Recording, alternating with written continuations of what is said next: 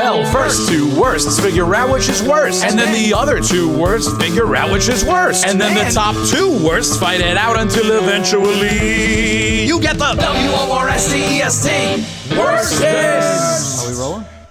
Oh, we're rolling. We're always rolling. Speaking about love, tonight's episode is not about love.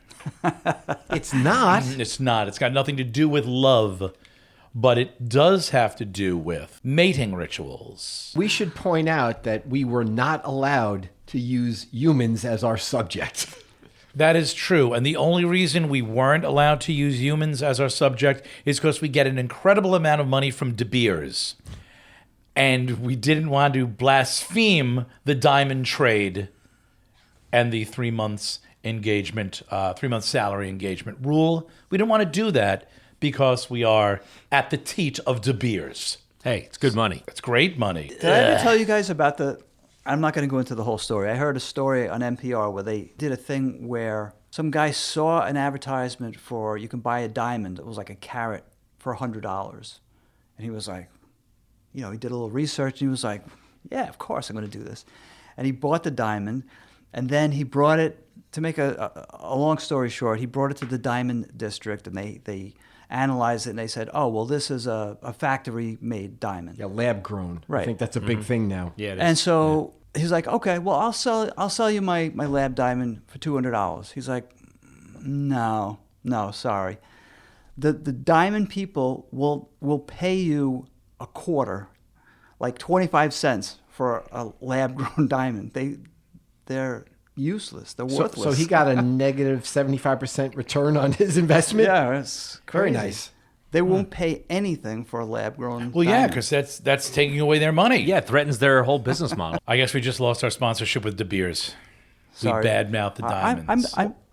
I'm sorry. No. We're not promoting the lab grown ones. We still want that. Still want those trinkets. That's best. It's best. Yeah. Now we're on our own. Now we can do whatever we want to do. And you know what? No limits. No limits. We can do it all now. Brought to you by Best Diamond Works. God bless them. No, we are on our own. We are our own people. We have autonomy. Autonomy is the word I was looking for. Thank you, Tim. Agency. We have autonomy. We have agency. We have sovereignty. We have zazz. And also, we have sex. Wait. Well, that's a different podcast. Right. That'll be another episode. But this episode is worst mating practices in nature. I'm getting hot already. Right? Nothing turns me on like a bedbug stabbing his mate. I find it the height of irony that all of these mating rituals are about not just the least sexiest, but some of the most disgusting things I've ever heard of. Just you wait. There were some that I read that were so horrifying I could not. Yeah, you'd think that the most aesthetically awful creatures would basically their entire mating ritual would be begging. Right. Please. That's pretty much mine. All right, so without further delay, right? Let's dive into It's this. because they have small brains, that's why. Begging is a sign of a big brain. Then I'm a goddamn genius. Call me Albert Einstein. Please call me Albert Einstein. And then go to coffee with me. So starting in the order we're going, and this is what we're bringing to you. First, there is me. And I'm bringing you the mating ritual of the redback spider. Wait, who are you? Oh, that's right. John, formerly spokesperson for De Beers Diamonds. Next up will be me. I am Pete. Hello out there.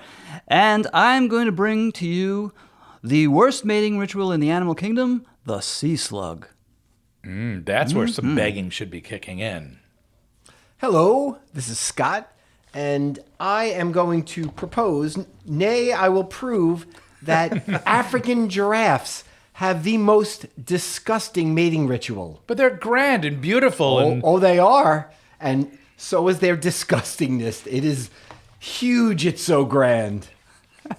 And they're grand because it's so huge. And I'm Tim, and I will be bringing you the totally absurd mating ritual of the sage grouse. Sounds like a good time. The sage grouse is a pretty bird. We shall see, John. Well, Sounds like somebody's grousing already. Disgusting. I am up first, and I am here to bring you... Well, here's the thing. I was a little lazy this week. So instead of me compiling all this information, I'm just going to play you an episode of one of my favorite TV shows. What's that? Kenneth Dufresne's Unsexy World of Sexin'. So I'm just going to play that for you, and then you can... he's standing in my stead. How exciting. Right? I can hardly wait. Well, here we go. I'm just going to play this, and this is a very exciting episode, and I think everyone, including you fellows, will enjoy it. Here we go. Let me turn on the tape, because it's a very old show, and it's on tape. That's right. Kenneth Dufresne's Unsexy World of Sexin', Episode 68, The Redback Spider. Hello, I am your host, Kenneth Dufresne. Are you ready for some of the most unsexy sexin' in all of the animal kingdom? No?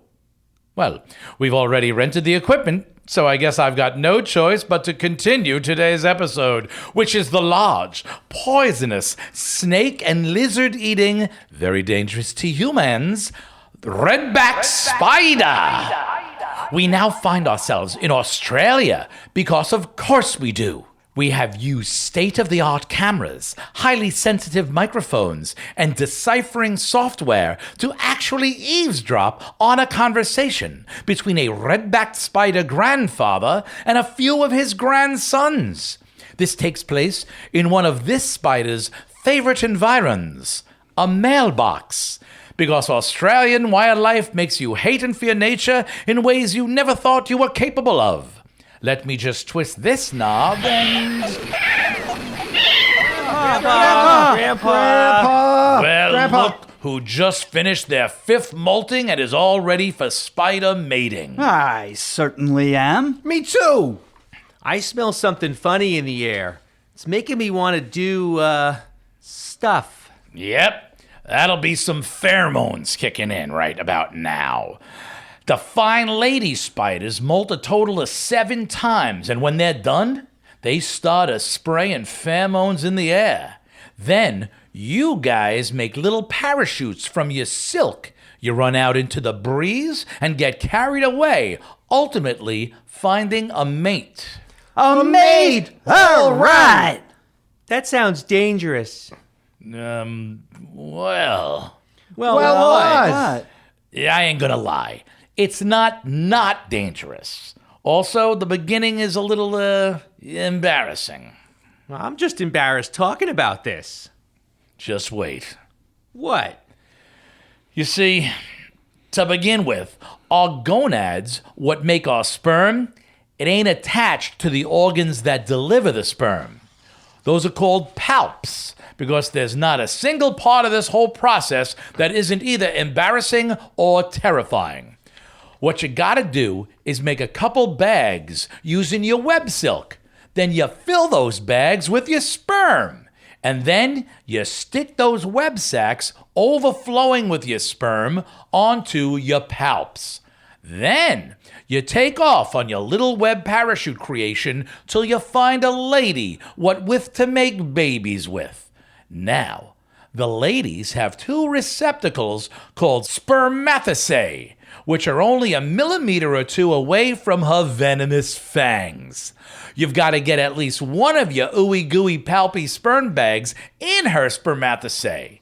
Then you do a whirling, gyrating, ballerina kind of dance over her mouth hole. If your dance is entertaining to her, she'll be distracted enough to let you fill both her receptacles with your sperm bags. Well, yeah, that is a little embarrassing. Although I am a pretty good dancer, I bet I could impress her enough to insert both of my bags. I guess this isn't so bad. Did I mention we are one of 2 animals in the world that assist our mates with our own cannibalism? What? Oh, yeah. In addition to the dancing, we let her eat us while we do the whole palp thing. I wonder if the phrase, their fear was palpable, comes from that. I gotta look that up. So we just let her eat us? I'm gonna fight her off. Oh, no.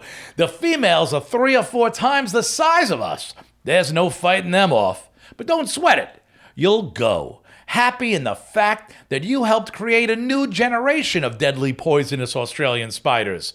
There certainly isn't enough poisonous creatures in Australia. Am I right? Wait, so all the males get eaten? Oh, no, not all. Only about 60% do. I guess that's not too bad. The rest just die from their wounds. I guess that's why we help the ladies eat us. It's quicker that way. Plus, it guarantees only our genetic material survives and other redback spiders' genetics can't be carried on.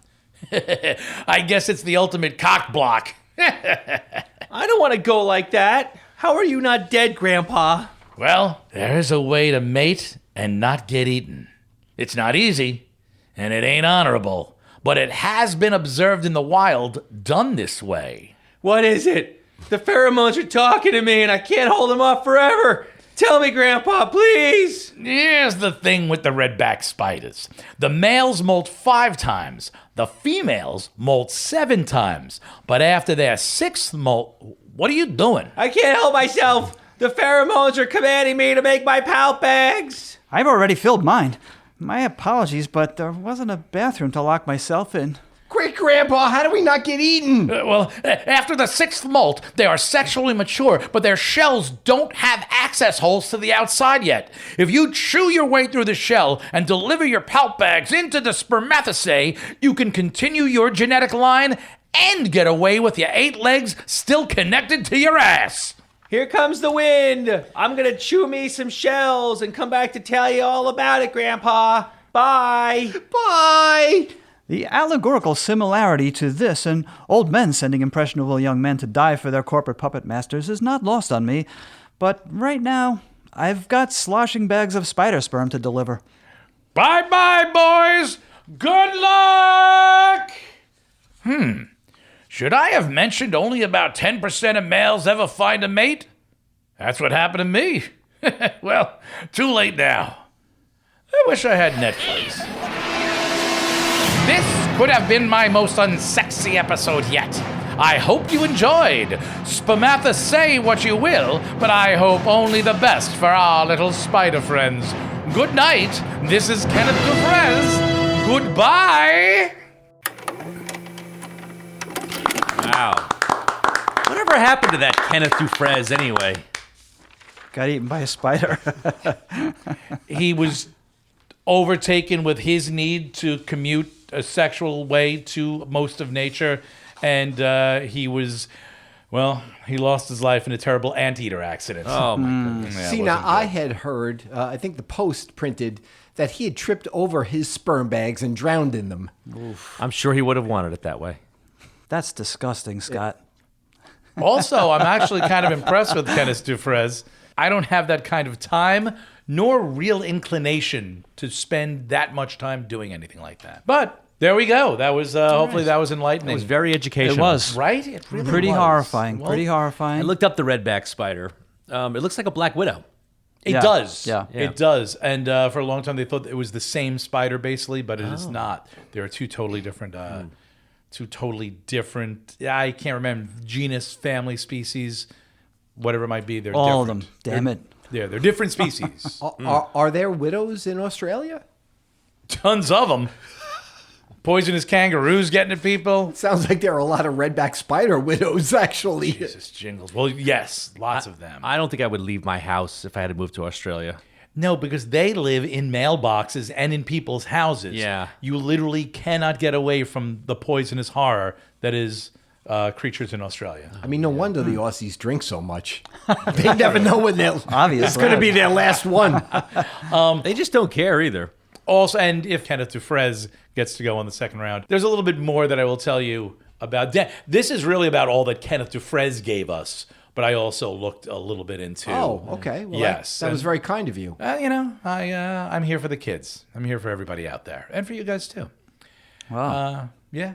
So without further ado, let us dive right into Pete's presentation. Okay. Well, that was pretty horrifying, I gotta say, and I'm sure as ever, we're going to go to the end fighting it out. What will be the worst mating ritual? Could be anything. Could be the sea slug. Bum, bum, bum. I mean, aesthetically, I think you've won this match already. Yeah, you could say that. There's nothing sexy about any kind of slug. No. Speak for yourself. Maybe animals that live in the water could be a little less disgusting than the land ones, but The land one's in the water. I'm talking about myself. Oof. I'm not pretty. And now that I don't care about taking my shirt off anymore, but I feel that I've launched 1,000 diets after seeing me and 1,000 gym memberships. So there should be certain limitations. Anyway, on that subject of disgusting things in the water, Pete, why don't you tell us all about the sea slug? Launched 1,000 diets. To start with, sea slugs are hermaphrodites. They have both male and female sex organs, but they have the ability to be male and female at the same time. So apparently there is different types of hermaphrodism that you can have. But in this case, they could be either a male or a female. Intrigue. When it is mating time, the hormones increase, and sea slugs search for a partner. After they find a partner, they both get ready for the mating process. The only problem being that both of the sea slugs want to be the male partner because, apparently, this is what they tell me, being a female requires a considerable parental investment in time and energy. And Well, that sucks. almost always burdens the mother. It's so not- different than humanity. You might ask the question, how do they solve the problem of determining who is the male and who's the female? Well, easily enough. Of course, they have a penis battle. What? That's right. They have gym classes in Sea Slug Lab? They have a penis battle, a.k.a. penis fencing. Oh my gosh, I was just about to say, don't tell me they're going to cross the swords. Oh, they do. They extend their penises in an erect format, Well, yeah. and they have it out with them. How do they determine a winner? Well, the battles, first of all, can take as long as an hour. So that's, first of all, Well, that's because it takes that long for them to move towards each other. That is very true. I guess so. I don't know if I could have an erection for an hour, but you know, I'm no sea slug. I've always said that about you. This was an episode of SpongeBob SquarePants that they could never air. Yeah, right.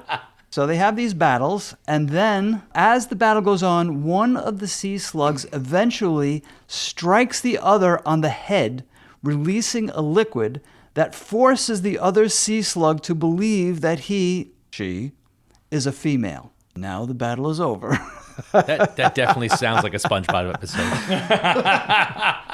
All right, so D'Artagnan won the battle, and then what happens? Suddenly, I feel like singing soprano. D'Artagnan turned into Lady Jane. You think, well, that's probably about it, right? But no, unfortunately, there's more to come.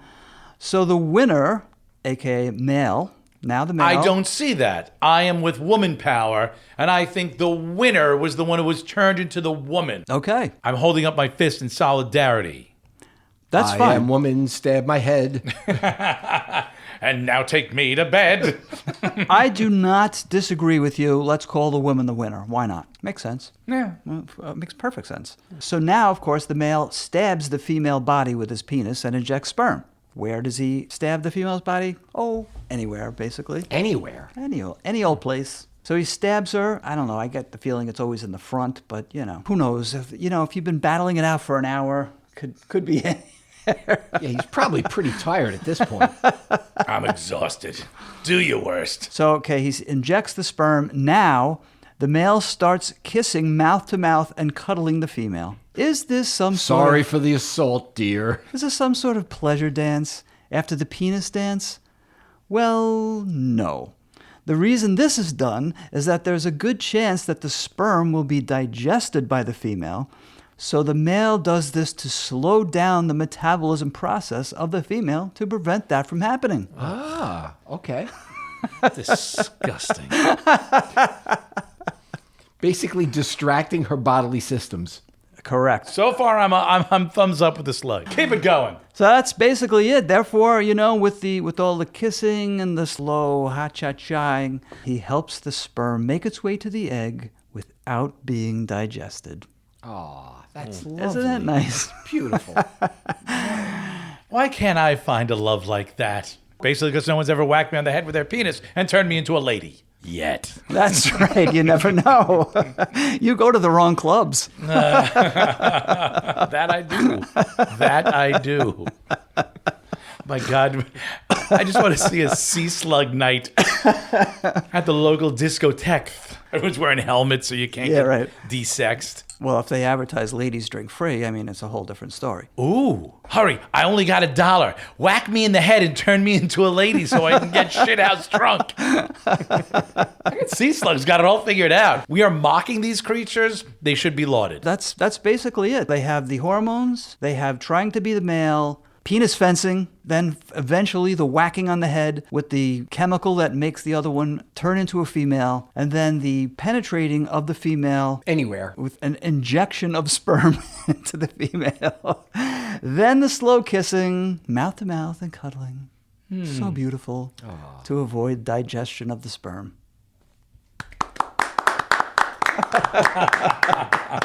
Barely clap for that. Tim literally could hardly get his hands together. Ladies and gentlemen, the sea slug. That's a good one. Well, Wonderful. Tim and Scott, you've got... Tim's repulsed. All right. No. Well, this is actually a lot drier. Oh, wait, we're going to... Oh, no, well, you and Scott have to figure out who we won have that. to- Oh, right, of course. I'm sorry. Yes, Scott. Tim is so I think he put was- off by the sea slug that... Or so mesmerized by their lovemaking, if you want to call it that. All right, Scott, let's make quick work of this. All right. So Sea we've got slugging. horrible Tim's done. Australian arachnids Yeah. either getting eaten while trying to copulate or eating into the female to deposit their Into her- gushing, into her palpating sperm bags. And then we've got the sword fight of love, Yeah. stabs in the head. Penis. Okay, and then you fencing. stab wherever to inject. You don't even have to say roll over. It's just bam. Yeah. And then you try to be kind, simply so your sperm live. You know what really got me on this? The worst part about that was like the kissing, like this, and like the sea slug, like kissing, the digestion. Like you're mixing sex and digestion. It's just And that's kissing, ew. disgusting. I know. Who All does that three of anymore? those. All three of those combined, just absolutely repulsive. That's my vote. There's just no question about it. I mean, like the spider one was gross enough, but the sea slug, I'm just appalled. I don't wish any ill on any species, but I'm damn near close rooting for those things to go out. Yeah. You won me over. I'm right. I knew you were going to be passionate today. I'm so right there with you, Tim. Are we agreed? Yeah. We're going to slug the sea slug? Yeah, the sea slug unfortunately advances. All right. All right, very Nice good. job, Very good. Mr. Pete. Well done, Pete. Nice well job. done. It's probably my fault. I should have done more work and not just handed my business off to Kenneth Dufresne. Yeah, that guy hasn't done anything in a long time. I don't know why you'd ask him to present for you. Let us take a quick musical break. Hopefully it's not too romantic if there are any sea slugs out there. And we shall return with pitting the giraffe against the... What kind of grouse? grouse. The sage grouse. grouse. Sage grouse. All right, we'll be right back. Hey, Hello. Hello. what are you doing over there, Scott? I'm getting ready. Well, It's almost sexy time for me. I was going to grace your head with my penis and turn you into a lady, but I guess we can do that later. If the slug penises were wielded slightly differently, it almost felt like they were being knighted. Or a sort of fairy godmother. I crown you, Sir Spermalot. Lady sperm a lot. I don't know where that was going. I think it has something to do with Prince Andrew. Doesn't it all? Well, no, these sea slugs had sexual maturity. Oh, right. Right. That's right. Prince Andrew. Zing! I shouldn't even call him that. He's no longer a prince. His title was revoked. Now he's just Andy the pedophile. Living in a big castle. He has to knock on all the other castle doors in his area. Hi, I'm Andy. I'm a registered sex offender. It is my duty and right to tell you that I, in fact, probably should not be anywhere near any of your children. They even took my upper crust accent away from me. What now I got to talk like this? I actually have to work for a living. I'll sweep your chimney for you. Go away, Andy. If that's not a euphemism, I don't know what is. Oh, Andy. Get upstairs, Matilda. Go on, get out of here. Hey, Andy, go sweep your chimney. Anyway, Scott, Shall I? I do hope your giraffe has a saucy English accent. No, I'm done with accents this episode. All right, well, here we go. Scott, take it away. Yes, so for Worstest mating ritual in the animal kingdom, I present the African giraffe. What could be so bad about the giraffe? Well, just you wait, Mr. Pete. So the giraffe is a large African hoofed mammal belonging to the genus Japhara. It is the tallest living terrestrial animal on planet Earth, classified under the family Giraffidae. The closest living relative of the giraffe is, wait for it, Pete, the okapi. Oh, wow. Yes, rock and roll, man. There was nothing bad about the giraffe. I guess, do we kind of have to explain why we're so excited by that? I guess we. Can we? I'm not, well, so good how point. about this? So can I ask, let's get back. Back to the giraffe. Yes. There's nothing wrong with it. And I would like to ask my fellow podcasters, have we all seen a giraffe up close, like in a zoo? Yes? Yes. Sure. Yeah. They might win the prize for the most distinct and singular looking creature on this planet. Through research, the Giraffe Conservation Foundation and partners have shown that currently there are 4 distinct species of giraffe in Africa. We have the Maasai, the northern, the reticulated, and the southern giraffe. A giraffe possesses an extremely long neck and legs, horn-like ossicones on the top of its head, and we're all familiar with their unique spotted patterns of their coat. Grown male giraffes can be quite large, between 14 to 20 feet tall and weighing between 1,500 to 4,200 pounds. When's he going to start talking about their sex Don't stuff? worry, I'm getting there. I'm already getting excited. Pete, you just don't dive in there. Okay, you got to build I it know. up, man. I've always been Hey, bad at this, Scott. get- I've always been bad. Buddy, get close. Where's the romance, Pete? I know. It's the goddamn romance. I'm no good. Now I'm going to talk about the females. Oh, baby. Adult females, they're a bit smaller, daintier, the fairer sex. Only 13 to 17 feet tall and weighing between 1,200 and 2,600 pounds. Mon petit. But, but as you are hearing, they are still formidably sized. 2025 reports indicate that there are currently about 141,000 giraffes living in the wilds of Africa. They are not found everywhere in Africa. Their range is it's sort of scattered. It extends from Chad and Niger in the north-northwest to South Africa in the south and Somalia in the east. They inhabit African savannas and woodland areas. They eat leaves, fruits, and flowers of woody plants, and of course do this dining at penthouse heights that most other ground-based cellar-dweller creatures cannot reach. The giraffe must do what it can to avoid close encounters with their natural predators. We're talking creatures like lions, leopards, spotted hyenas, and wild dogs. These giraffes, they live in herds of related females and their offspring, or in bachelor herds of unrelated adult males. Those are the slut giraffes, I think. I want to live in a bachelor herd. I'm telling you.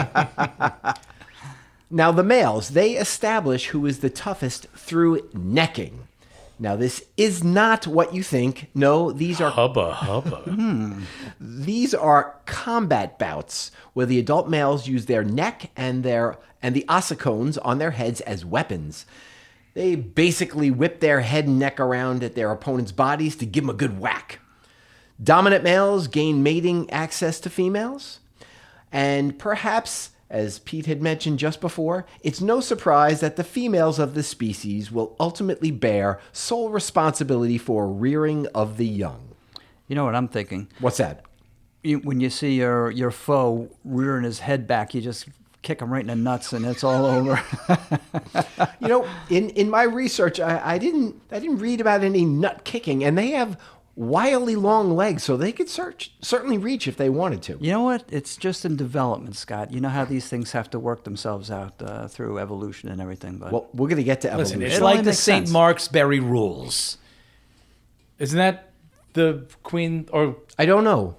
what are the rules of boxing? Right? Oh yeah, St. Marksbury, something St. like that. Queensberry, Yeah, St. Something Queens. like I think that? Queensberry. St. Queensberry. Yeah. All right. Well, Well, what are they? you can't kick anyone in the nuts. And the giraffes. one of them? The giraffes have real rules. You got to appreciate so that maybe in a giraffe. they've already evolved to kick the other one in the nuts, and then they evolved the Queensberry rule on top of it. So now they can't do it. Marcus of Queensberry rules. That's what it is. I think it's Marcus of Queensberry rules.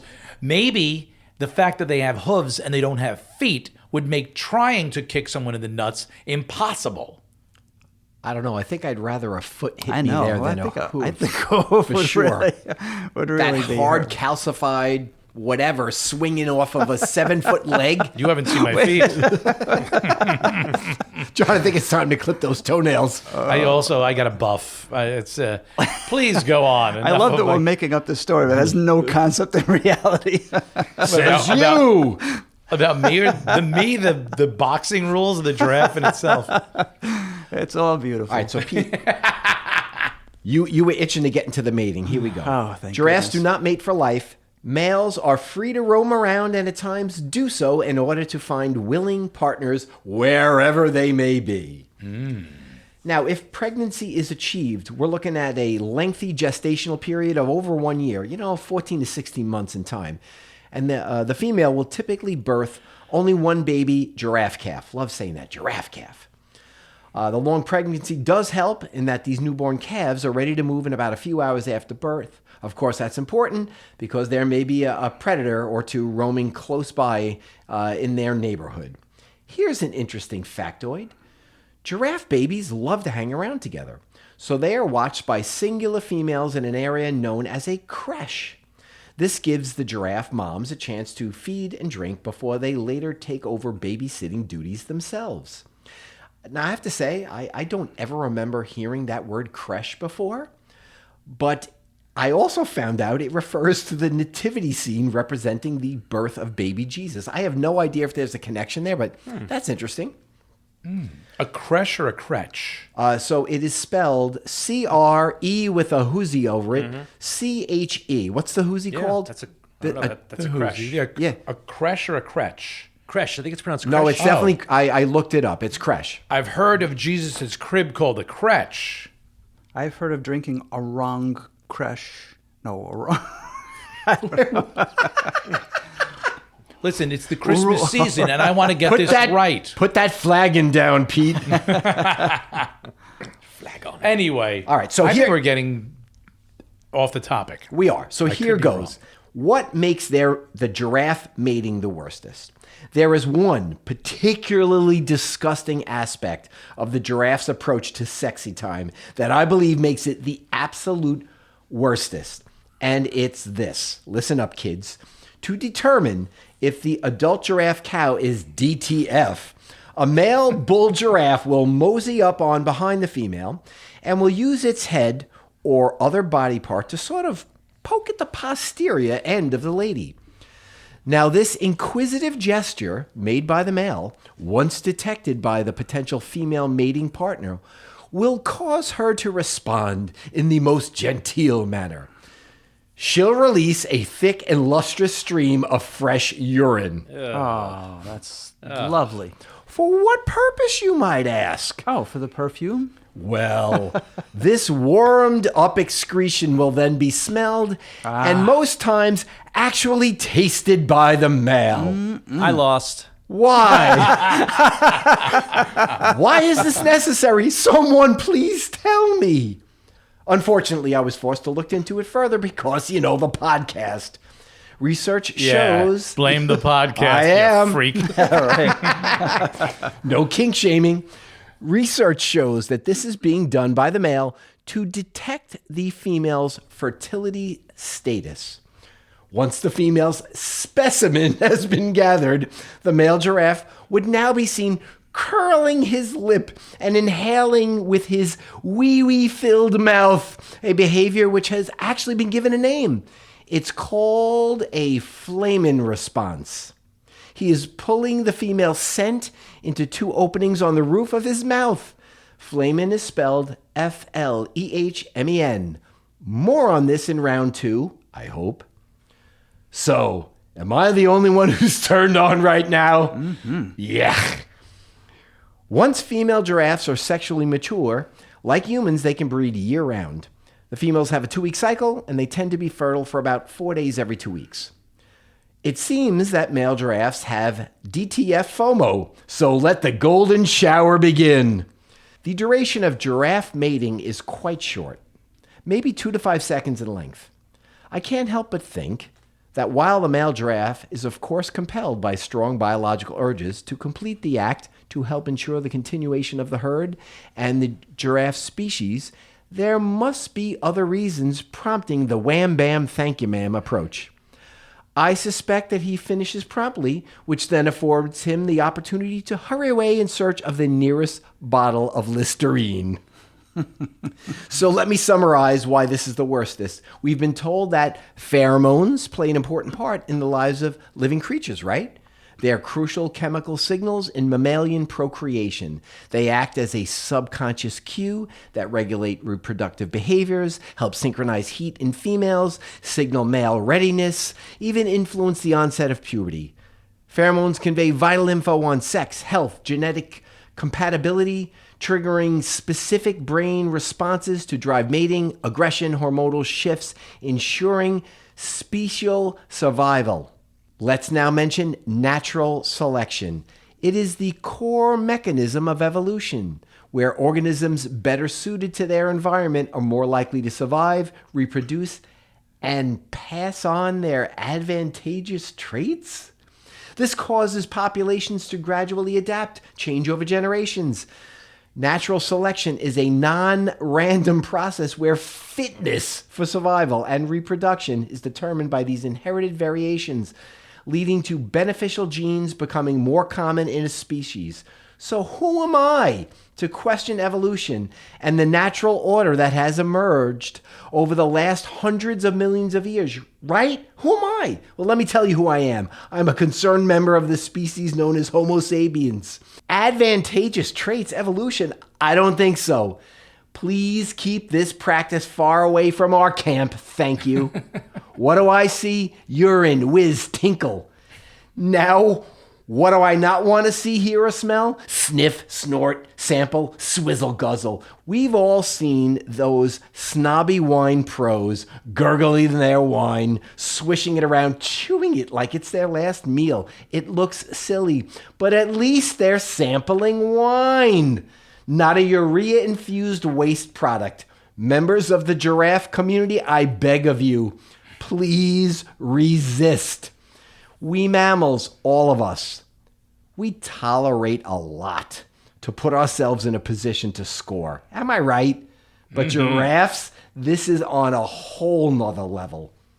If I ever found myself on Team Giraffe and the coach comes over and taps me on the shoulder and says, all right, kid, get out there. I'm faking an injury. I'm saying I'm sick. Just keep me on the bench, coach, because this is the worstest mating process on earth. Ah! And there it is. Nice.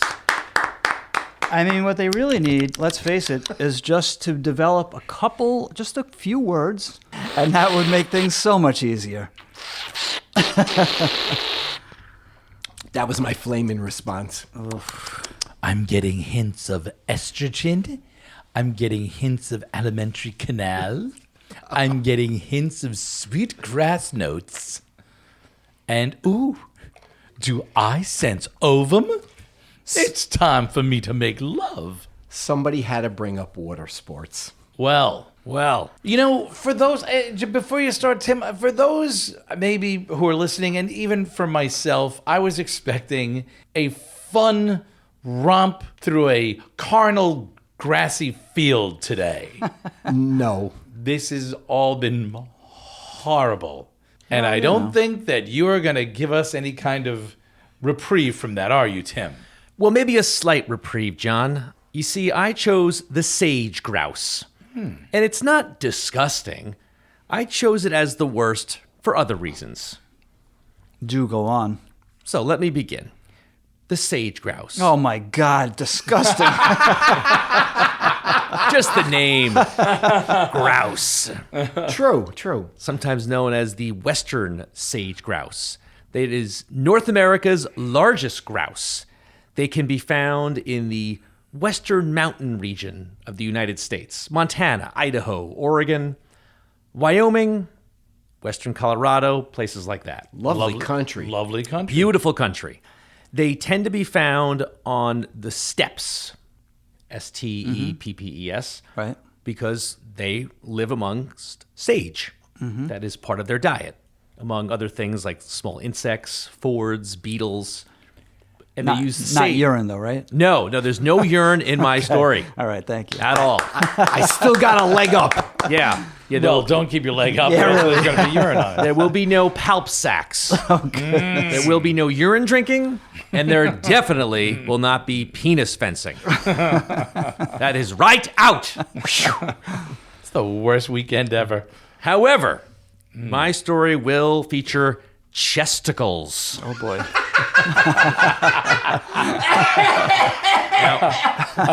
Now, I didn't call it that. I found that on YouTube.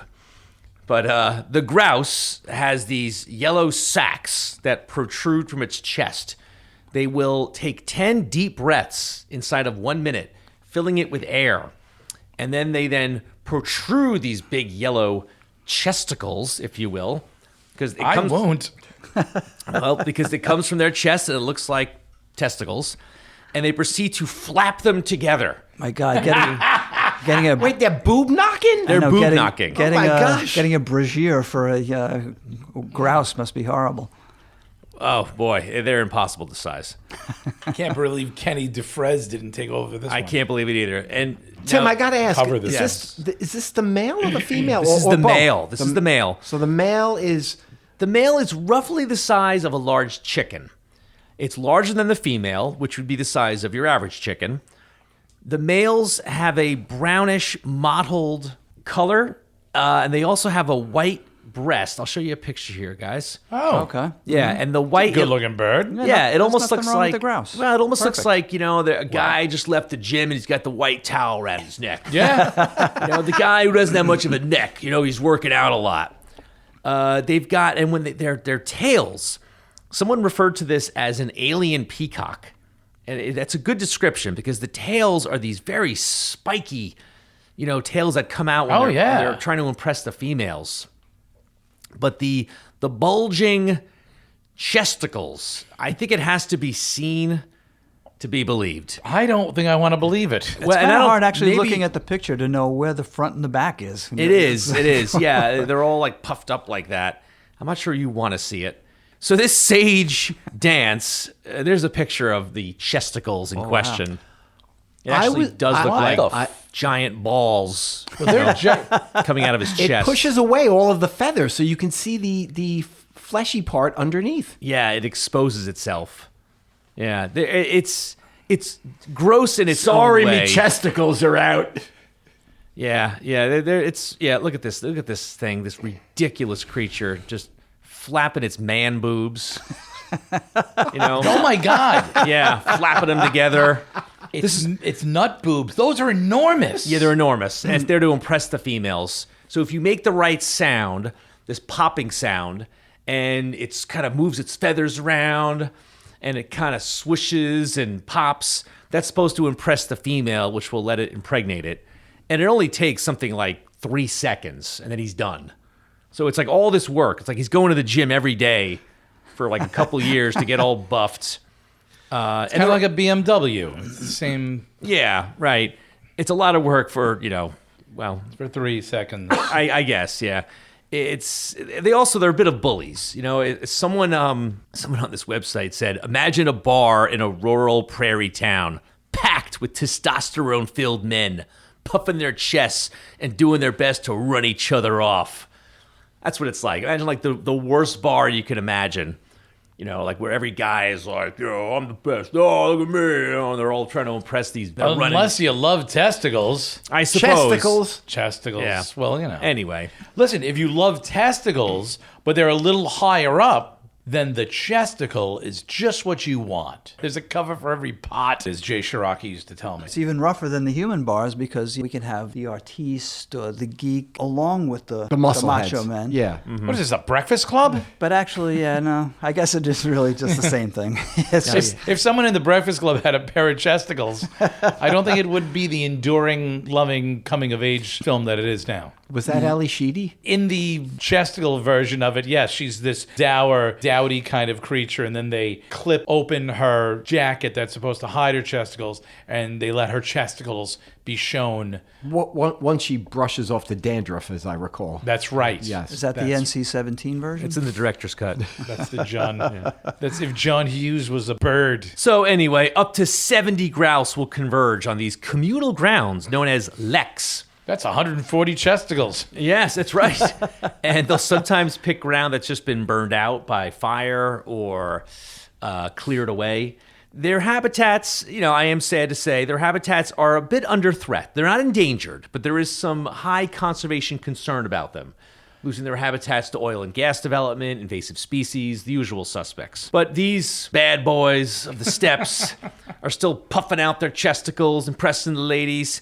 And here's the thing. Here's why I say they're the worst. After these guys go through their ritual, their dance, and they impregnate the female, they will have no further contact with the female or her young.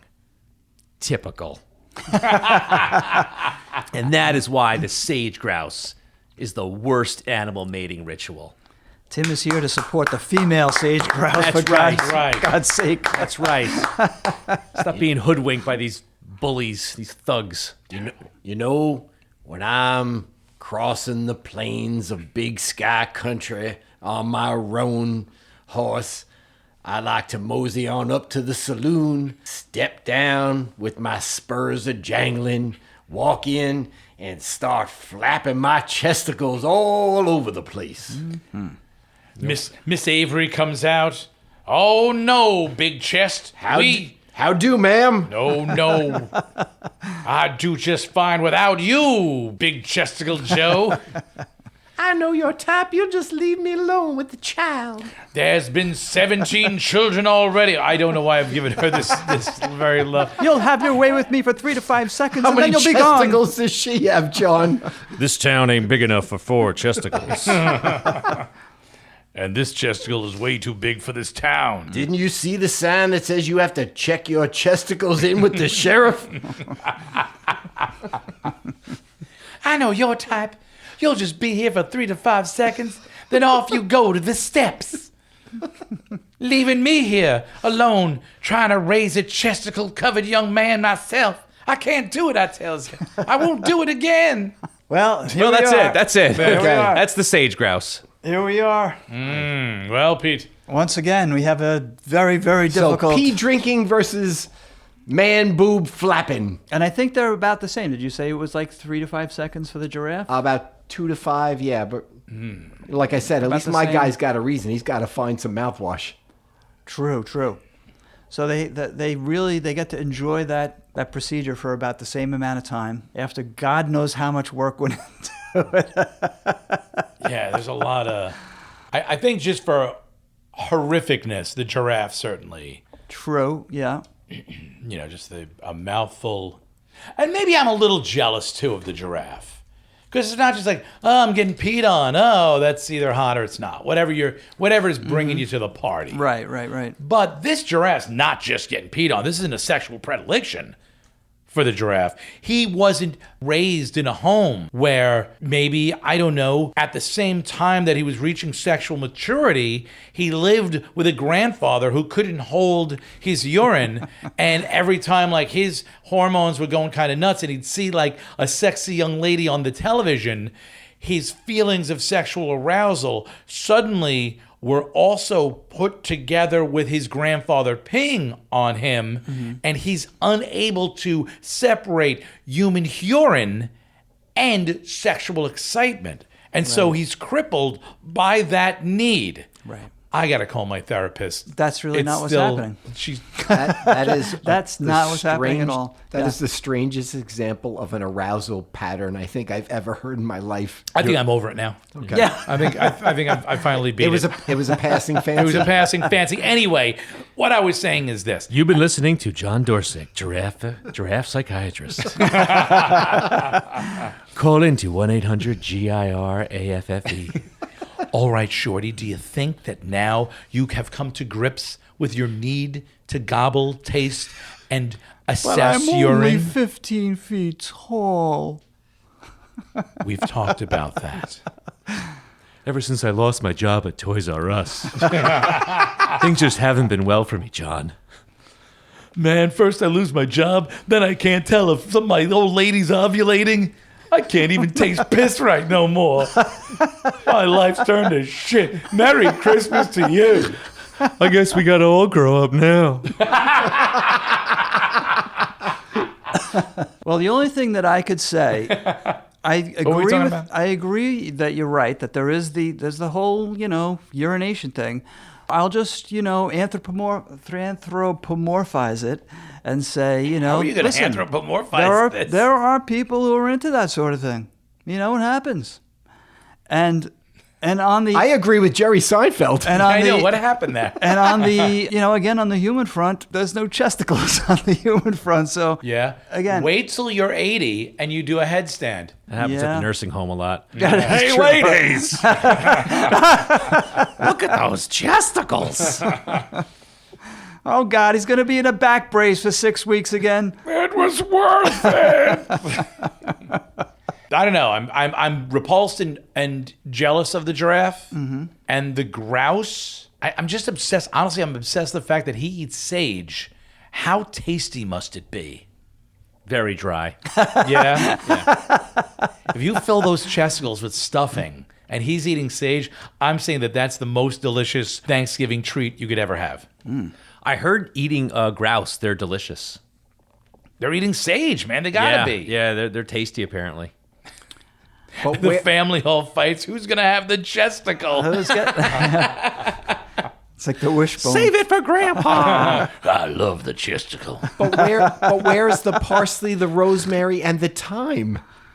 That's where the stuffing comes in the chesticle. Oof. You pack the chesticle with those three, and he's already got the sage covered. A very caring bird. They eat junipers too. That would probably give a little bit of flavor. It's like trying to eat a Thanksgiving martini. I love this thing. Yeah, this could be a good. So is it the bestest? I want to eat a fucking sage grouse. That's exactly what I want to do. I bet you if you went out west, restaurants would have it on the menu out there, like in Montana or Idaho. Eastern Oregon might have it. I call it nut chicken. My goodness. Right on the menu, right next to the mountain oysters. Yeah, mountain oysters or nut chicken. Well, I don't want mountain oysters. I'll have the nut chicken, please. This is delicious. What is this? Oh, that. They're grouse chesticles. Excuse me, is the swordfish fresh? No. Yes, it's Wyoming. Of course it is. But we did get in the chesticles only this morning. Well, that sounds delightful. Stuffed with chesticles. Or chesticles stuffed with swordfish. Ooh, that's doubly awful. So what say you two? Well, I say I have no idea. Okay, then continue babbling. They're both really unattractive things. They're terrible. As I think that I would certainly go with the giraffe. Yeah, that was my thought. I felt I was probably pulled in the direction of the pea-smelling and ingesting and tasting disgusting giraffe. I like the grouse. I'm obsessed with eating a grouse. I'm not going to lie to you. I'm obsessed with it. And those chesticles are an amazing thing. Maybe we could have a grouse podcast somehow. It's a terrible father. I think of all the fathers, of all the animals, their parenting is terrible. No doubt. They're just absent parents. Yeah. But if this is, the mating ritual, like the chesticles they're just, they're bad, but the ritual, I'm not, there's just the fluttering of your chesticles. I certainly would do the same thing and probably have in my own way.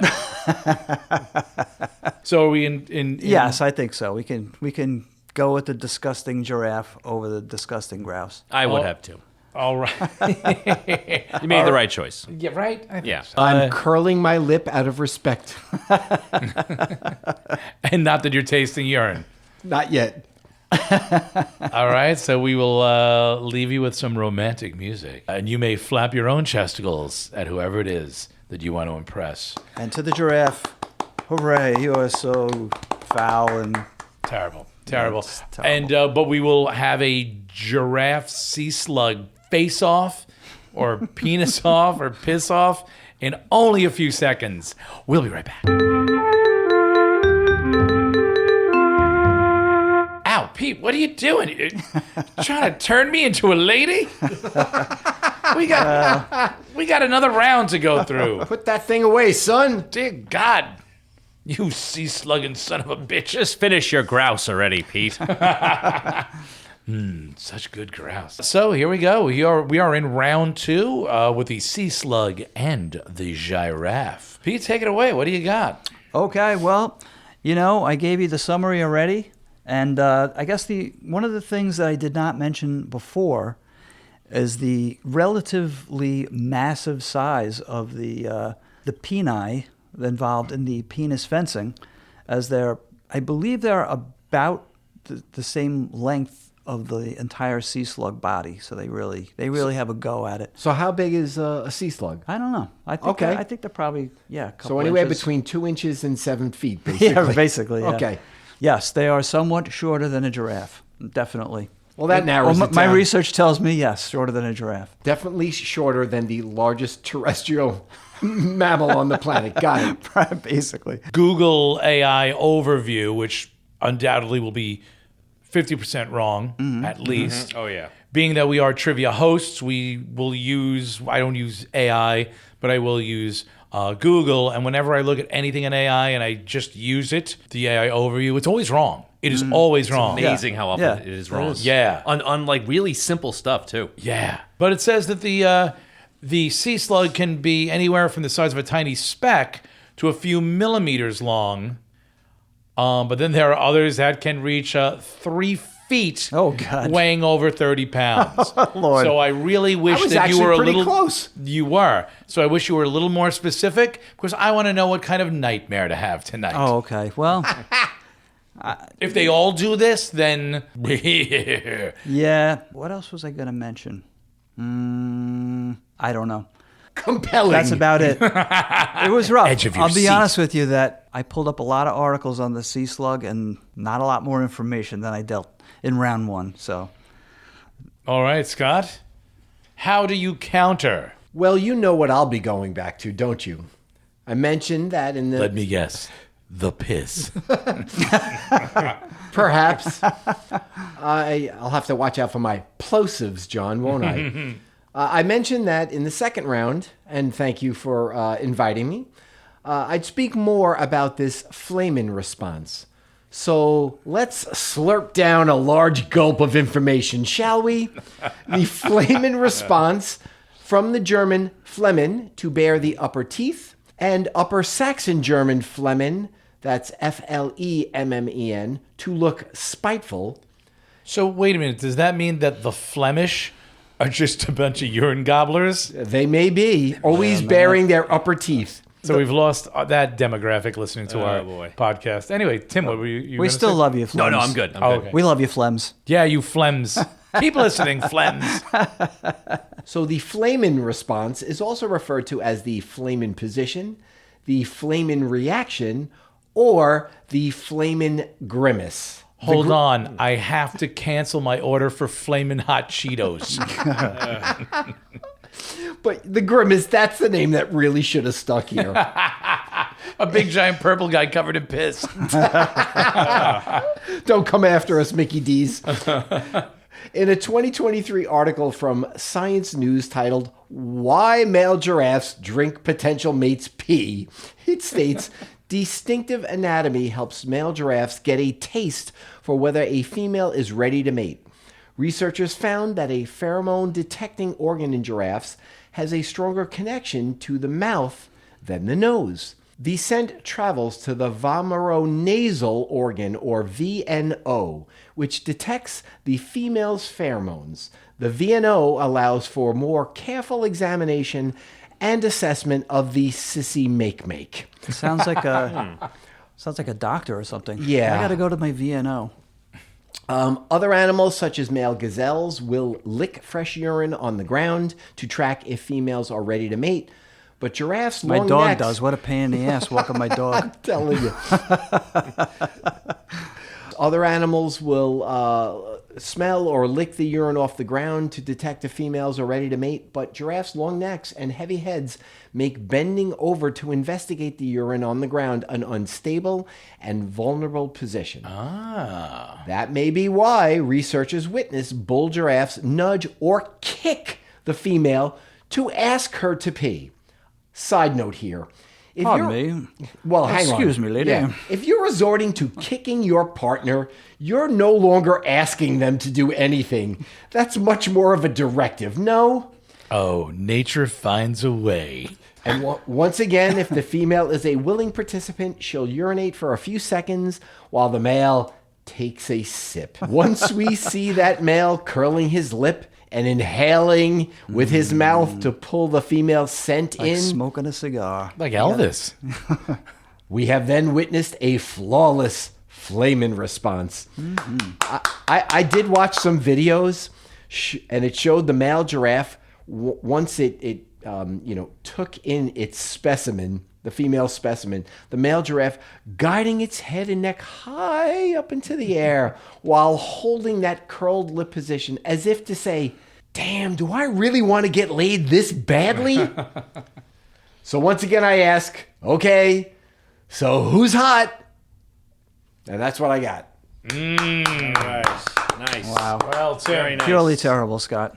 Thank you, as is yours. Thank you. Nasty. I concur. So, Tim, what do we got? They're both disgusting. Horrible. They're both Truly. repulsive. Well done, Pete. Right. Yeah, We I mean, grossed it them almost out. put me off sex. I mean, that's just, Well, as long as it Almost. How much of Yeah. your sex centers around drinking piss and whacking your penis on your mate's head? all I know and is turning her into a if lady? I ever have to think about something to slow things down, that's going to be useful. No more baseball lineups for you. Yeah. So I think I was more repulsed by the sea slugs, but just for pure disgustingness, it was the giraffes. So I don't know how you feel, but I'm torn there because they're both nasty. Here's the thing. I don't want to get all patriarchal. Sure. And I think that the turning a slug into a lady is a lovely thing. I don't want to make that sound like it's terrible. And honestly, that's a pretty good parlor trick, too. Oh yeah, kind of neat. It's not easy. Ladies and gentlemen, now. Watch me I agree. prestidigitate with my penis. Much of this stuff makes no sense even biologically, but the giraffe thing kind of does make sense. He's trying to figure out how, it all works. Well, that was kind of my pitch in round one, that this was naturally selected as the way to go. What do you think, John? I think, are we in agreement on the repulsiveness of the giraffe? I think so. So Do we have any giraffes listening to our podcast? We will soon. They'll love it. Damn straight. Hey, did you hear Worstest podcast? You got to hear this thing. My son now talks about chesticles every day. This is all your fault, John Dorsick. Yeah, you brought You brought the chesticles to us, Tim. I did. Yes. You bear this just as much as I do. It's a burden. That's the chesticle bird. All I brought were clashing penises. So are That's my all men do. are my fellow hosts telling me I made it? I'm in. You're in. Yes! Very nice, That Scott. was a nice layup. Very Beautiful. nice. Ladies and gentlemen, as you know that you were thinking about your whole entire life, which animal has the worst mating ritual in nature? And now you know. It is the giraffe. Side note on the giraffe, the human being has 7 neck bones in its neck. Do you know how many neck bones the giraffe has? 7. Yes, 7 about neck that? bones in the giraffe. Giraffe to giraffe. So, Big ass bones. before we touch upon our bestest of the week, please remember, of course you love this episode, you filthy bastards. But like, share, subscribe, like us, share links and stuff to other people. Subscribe on whatever podcatcher you got. And if you'd like to do a little bit further for us, please rate us and leave a little review. Rate us 5 stars. That really helps us with the algorithms. And if you've got something even, I don't know, more secret to tell us, don't send us any secrets. We don't want that. But if you have something that you'd like to email us, Especially if it has to do with this topic. Dear 100% Lord. Right. You can email us about Christmas. Don't at all email. You know, once I tasted my uncle who I don't need it. For the love of God, keep it to yourself. Or your draft psychiatrist. Dr. Nextine. Next, Steve. Our email is worstestpodcast@gmail.com. Fantastic. We love your support. And we love that you're listening to us. Just more and more numbers getting bigger every day, and we love to see it. And now, the bestest. What was the bestest thing that happened to you this week? Pete, what do you got? Hello, everybody. This is Pete, and I'm going to say I got to spend the weekend with my daughter, my younger daughter. She came into town, and we went to an orientation. She's going to go to Salzburg to study in the spring semester. So yeah, we went for orientation. Pretty exciting stuff. That sounds Wow, awesome. very cool. I've heard nothing but Definitely- good things. Yeah, totally looking forward to it, and I think she's going to have a great time. Awesome. Did you give her a list of a whole bunch of things Dad wants her to bring back? Oh, Dad's going to visit her. So Oh, dude. that's the plan. That's the That's plan. great. Great That's excuse. awesome. God willing. God willing. Is she just going there to learn waltzing? Of course. What else is there? That's so true. Excellent. Scott, what do you got? So I actually have 2 things. Yesterday, I went to a church in town of Bayshore, and my nephew's oldest daughter performed in a Christmas holiday pageant. And I was completely thrown off guard by how much it really grabbed me. I was not expecting it, and I'm still not sure exactly why it was. I suspect it might have been seeing these innocent young children up there performing really, really better than I ever would have expected a bunch of 5 to maybe 10-year-olds just belting out these tunes, all dressed up in their costumes. I got emotional. It was amazing. We had a really, really great time. So that was one. And then the other thing I wanted to mention is a colleague of mine is rapidly becoming a fan of ours. She's texted a little bit and thrown in a comment about some random thing thrown off in an earlier episode, which really caught my attention. So, oh, wow, this person's listening. And she had shared as we were going back and forth that her husband, he was going through a little something. And so when he's getting his treatments, they're listening to our episodes. Wow. And I just thought, how cool is that? That while somebody's, just dealing with something, that we might be giving them a little bit of a laugh in the middle of it. So I That's thought that was cool. rather cool. So Question is he, she is knows he who she listening- is. Is he listening to it while he's getting his treatment? That was my understanding. I that's- didn't interrogate her about it. Ah, okay. But if she's listening to this, she knows who she is, and good luck and keep listening. Thanks. Yes. Good luck, and may everything work out. Amen. Whatever you're doing, kick its ass. Wow, that's Rock and roll. all right. I agree. That's very good. We are, hopefully, giraffe urine knowledge will help him. One Lord- can only hope. The Lord That or the works. chesticles. The Lord works in mysterious ways. Tim, what do you got? Everything happens for a reason, Tim. Oh boy, let's not start that again. It is what it is. My bestest would be my wife and I watched another episode of Ken Burns' new documentary on the American Revolution. Oh, and how is that? It's Great. outstanding. Yeah. Outstanding. I'm almost done with it. It's fantastic. I'm learning things that Yeah. I never knew. I mean, I've been teaching AP US now for 17 years, and I'm learning things that I never knew, which is great. I for heard my lots teaching. of people died. Well, yeah, no doubt. It's great, so well done. Yeah, it's an outstanding series. Wow. Highly recommend. Nice. cool. Very nice. Yeah, very cool. Go Ken. My bestest, I got, I teach improv, and I also use the tenets of improv to teach at-risk youth, people in recovery in jails, and corporate sales teams. And giraffes. And giraffes. Yes. It's not helping them, though. Well, I want to teach them a no end, I see. Right. but they ain't listening. No and spit. And you know what? Maybe I don't want to stop the giraffes, because that's how they make more giraffes. And a giraffe is a cool animal, and I want there to be more giraffes. So, you know what? I'm not going to stop the giraffe from giraffing. I will say that one of my improv students, he had me come in and teach his public speaking class about how to connect and how to serve the audience, which is one of the things that I focus on in my classes. One of the teachers who was teaching the class next door, we had a wonderful conversation, and he talked about how there was a woman that he had a talk with like 20 years before, who just became the first woman police chief of this like county or town in New Jersey. And she said, your conversation with me 20 years ago is why I'm here today. Wow. Yeah. And that just was one of the best things that I've heard in a long time. It just goes to show me, him, and hopefully anyone who's listening, like, no matter what you do in life, you don't know how it's going to react with people, but that's why we should choose our words carefully, and we should try to, once again, serve people and try to help them, because you don't know what little seed you might plant that may change somebody's life for the better. And on the other side of it, what seed you might plant that may change someone's life for the worse.